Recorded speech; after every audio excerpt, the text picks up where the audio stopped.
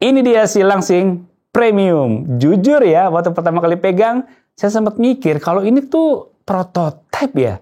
Tapi ternyata bukan, ini beneran produk jadi. Dan dari situlah petualangan saya sama si Edge ini dimulai. Banyak pertanyaan dan setelah saya pakai ternyata ini menarik banget. Yuk langsung aja kita bahas Samsung Galaxy S25 Edge ini. Let's go!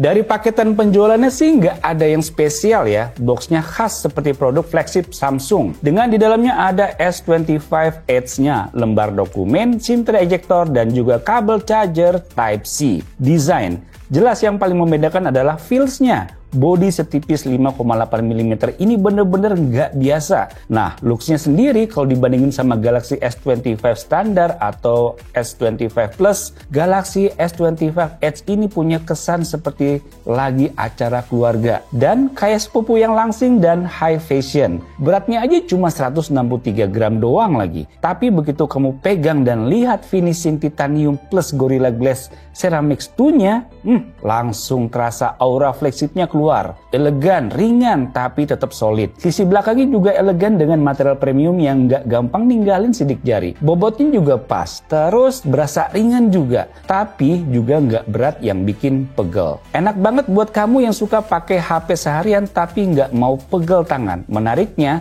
setelah saya pakai beberapa waktu dan kembali lagi ke HP lain, kok rasanya jadi harus nyesuaiin lagi ke HP lain deh. Soalnya S25 Edge ini punya feels penggunaan yang berasa beda banget. In a good way pastinya, ringan dan kayak nggak lagi megang HP biasanya. Anyway, dari sewaktu pertama kali muncul, saya selalu disodorin dengan warna titanium silvernya. Tapi saya nggak salah pilih nih, pas pakai yang titanium jet black ini emang kelihatan macho dan berkelas banget. Saya suka sih, ditambah modul kameranya yang terlihat lebih simpel tapi secara bersamaan tampilannya juga tegas. Oh iya, HP ini juga udah punya sertifikasi IP68 ya, jadi tahan hingga kedalaman 1,5 meter selama 30 menit. Layar. Nah, sebelum ngomongin dalemannya, kita bahas dulu layarnya ya. Menggunakan panel LTPO AMOLED 6,7 inch dengan resolusi tinggi dan dukungan refresh rate adaptif dari 1 Hz sampai 120 Hz. Ini juga panel yang saya udah melakukan pengujian di brightness-nya.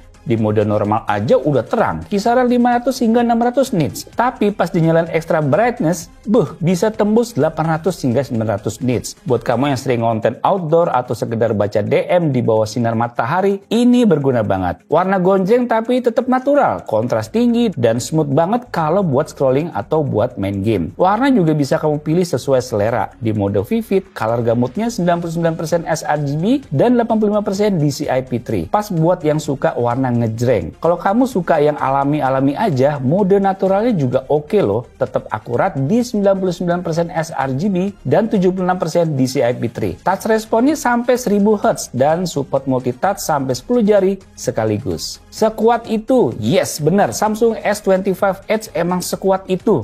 Dari segi performanya nggak ada yang dipangkas dan melanjutkan rentetan S25 series dengan Snapdragon 8 Elite. Ditambah RAM-nya cuma ada 12 GB aja. Jelas, urusan multitasking sih udah kuat. Saya sempat pakai untuk ngedit video 4K di CapCut. Rendernya cepet. Untuk urusan multitasking, jelas aman. Dari hasil AnTuTu benchmark-nya aja udah tembus 2.542.610 poin. Di 3D Mark-nya semua dites kayak slingshot dan wildlife-nya tembus max out. Dan stress test-nya stabil di 79% aja. Bahkan Geekbench 6-nya single core-nya di 2866 dan multicore-nya di 9533. Aman dong pastinya. Buat main Genshin Impact, saya set di grafik highest dan selama 20 menitan main, rata-rata FPS-nya stabil di 59 dengan paling rendahnya cuma 55 FPS. Suhu maksimalnya juga nggak sampai panas berlebihan, mentok hanya di 42 derajat Celcius. Lanjut PUBG Mobile, saya mainin di settingan smooth plus ultra ekstrim dan gila sih.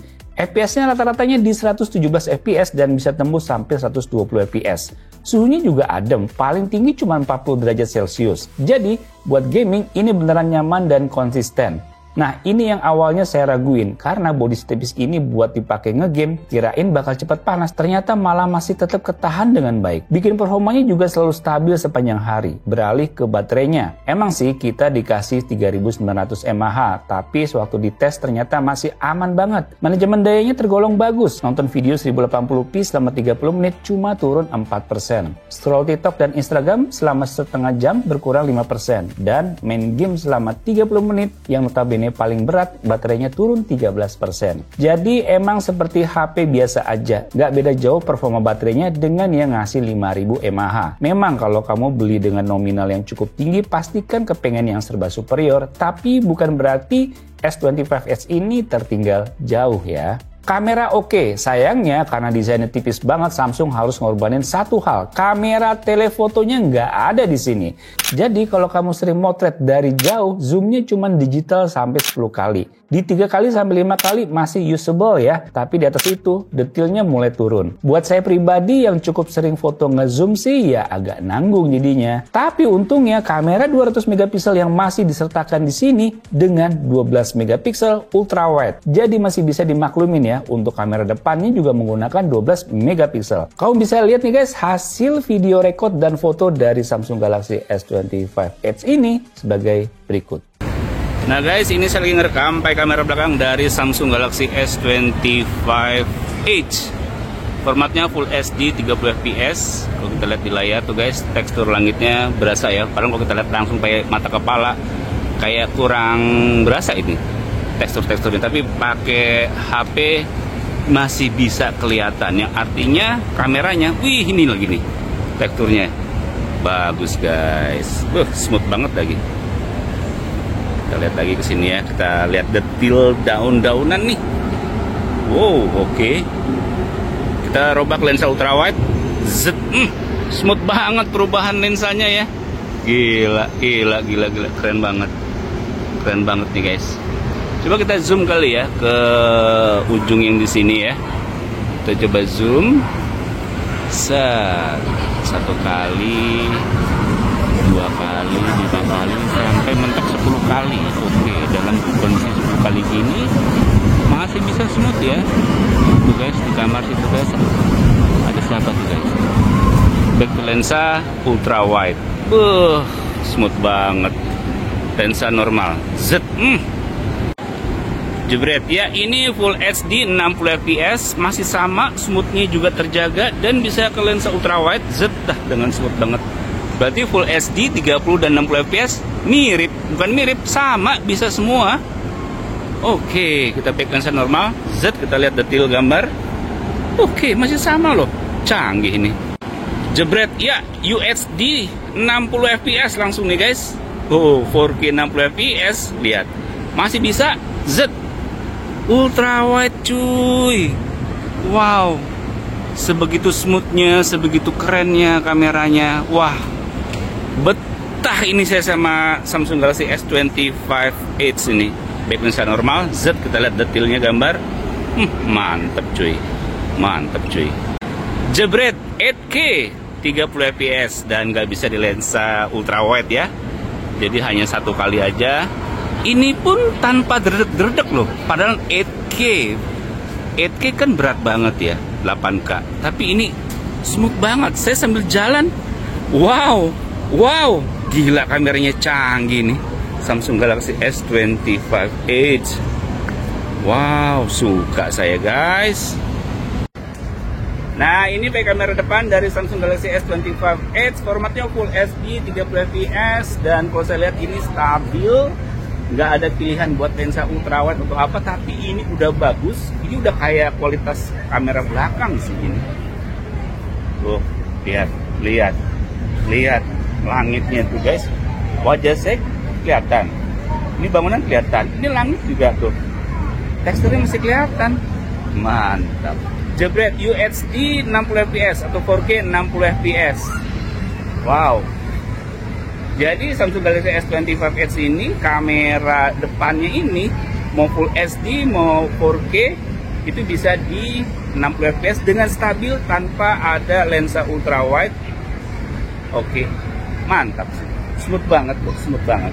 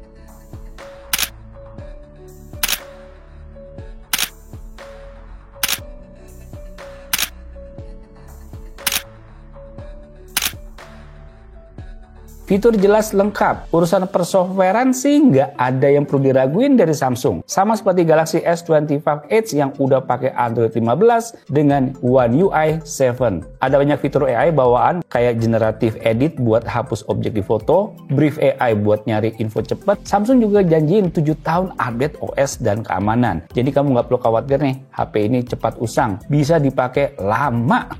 Kesimpulan, saking tipis dan ringannya HP ini, saya sampai sering lupa kalau lagi bawa flagship. Tampilannya stylish dan ringan banget. Cocok buat konten kreator, pekerja digital, atau kamu yang suka HP kenceng tapi tetap nyaman dibawa kemana-mana. Urusan fotonya, oke banget. Saya suka, ternyata perfecto. Meskipun nggak ada telefoto ya, yang biasa ngebantu saya foto-foto jarak jauh. No problem. Dan surprisingly, performa baterainya juga sangat baik. Jadi, balik lagi nih kebutuhan kamu. Kalau kamu lagi cari device yang beda dari yang lain, dan pengen yang tipis mengesankan, Galaxy S25 Edge ini bisa jadi jawabannya. Samsung seperti ngasih kita pilihan baru nih, flagship yang elegan, powerful, dan nggak bikin tangan capek. Siapin aja budget mulai dari 17.499.000 untuk storage 256GB dan 19.499.000 untuk storage 512GB. Harganya sih emang nggak bisa dibilang murah ya, apalagi kameranya nggak ada telefoto. Tapi kalau saya pribadi dengan performa kayak gini dan tampilan jelas beda dari yang lain, malahan lebih tertarik beli ini dibanding yang lain di harga yang sama. Gimana menurut kalian? Tapi kembali ke kebutuhan kita masing-masing ya. Oke, demikian video mengenai Samsung Galaxy S25 Edge ini. Semoga bisa menambah wawasan kalian. Sampai jumpa di video selanjutnya. Bye.